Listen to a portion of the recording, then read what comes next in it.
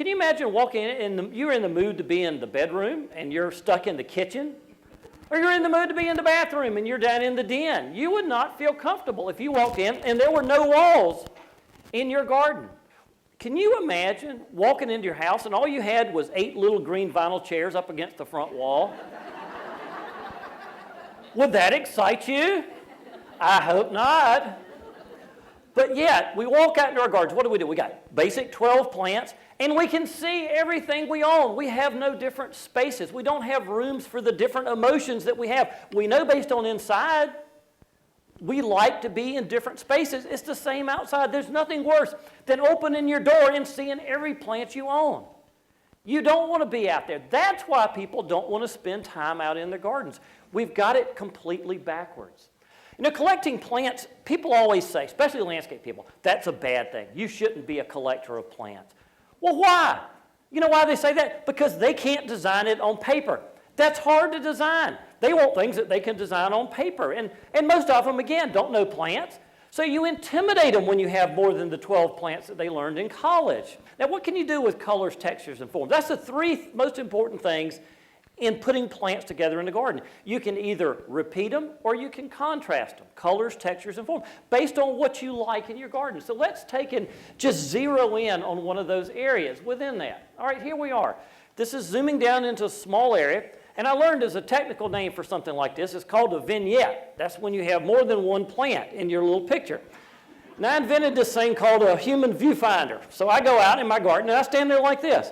And everywhere I look, my goal is to create a picture. Everywhere I look. I would stand there by the road, and I'm like this, cars driving by, and they're going. Textures are so cool when you start realizing what they are. It becomes a puzzle. It's like putting together a puzzle. And that's the fun, that's the adventure of it. And you can set your own designs. And again, look at textures. Where does your eye go to? The bold texture. I want to make you think today. I'm not a landscape design person. I really don't know anything about landscape design. I know colors, textures, and forms, and I know how to tweak those and play with those. But our goal, again, is to show what the possibilities are. To me, gardening is about celebrating diversity. It's just like the diversity in this room. Plants have incredible diversity, but yet we use so little. Again, we're taught collecting plants is a bad thing, but collecting other things is fine. You know, collecting antiques, that's a good thing. Collecting old cars, collecting spoons, collecting stamps, that's all fine. But collecting plants is somehow bad. Who wrote those rules? Who came up with that? I'm sorry. I don't think so. I think that's bizarre. We have weird rules in horticulture. We have rules like, you shall not buy a plant unless you know exactly where you're going to plant it. You ever heard that one? That's nutty. That's written in the Rules for Life book under gardening, you know, in the housewares it has, you should not tear your tug off your mattress under penalty of law. It's that book. Thou shalt only plant plants against the front of your house. Thou shalt not collect plants. I mean, all kinds of bizarre things. So we need to just throw that book away and get out there and begin having fun in your garden. Plants speak to people when they're used properly. Plants, I always said, I sort of feel like good gardening is like the invasion of the body snatchers. When somebody walks in there, all of a sudden it permeates your mind, it permeates your brain, and you're thinking, this is really cool. I like this. I can do this. I am affected by this. If we could affect this roadside, you know, massive destruction person, that's pretty cool. That's pretty exciting. As gardeners, we have that opportunity. We have the opportunity. We're sort of like, I sometimes feel like I'm a horticultural pusher. My job is to give you a little sample and get you hooked. And I want you to be a gardener for life. And I'll never forget that episode. I want something that gets me excited.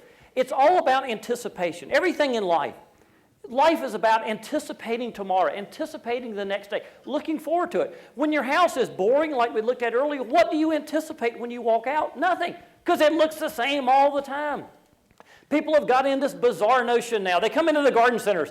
I want something that looks good all the time. What kind of crap is that?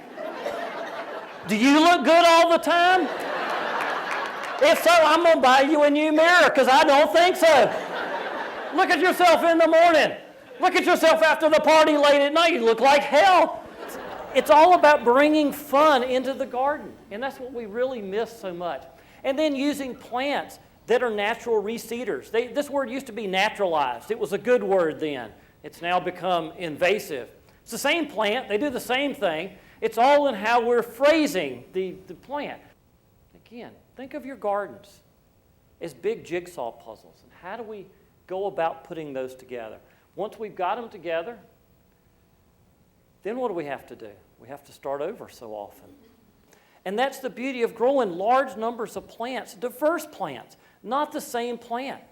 If you only had 12 plants, how excited do you get going out? Not very. Colors, textures, and forms, whether you echo them, whether you contrast them. And then top that off with your elements of personality. Gardens have to reflect who you are, and so often they don't. They reflect who somebody else is that helps you with the garden. Reflect your garden. So often we don't allow our personalities to really get out there and embrace what we can do and have fun. Fountain grasses. Fountain grasses, in the wintertime, they don't look great. Get out there. That's why we invented Krylon paint. Krylon is great. Get out there and paint your garden. Have some fun in the winter. The plumes are so much nicer in the wintertime. I remember I was up in Boston area years ago, and I was there in late September, and I was amazed how good the astilbes looked. And I got looking when I was photographing, like, there's lover spray. Those are painted. Okay, the flowers lasted a week. The hell with that. Nothing a can of paint can't cure. So think about, where can we carry once we've got the gardens? What fun things can we do? Whether it's echoing your personality, your feelings, you're excited, what are you excited about? Share that with people through the garden. And it'd be a wonderful, wonderful place for people to enjoy, for you to enjoy, and to share with others. And thank you very much.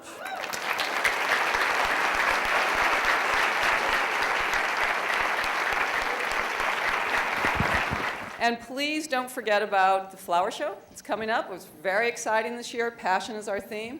It's January 28th. And I hope you all had a fabulous time today. We hope to see you very soon. Thank you.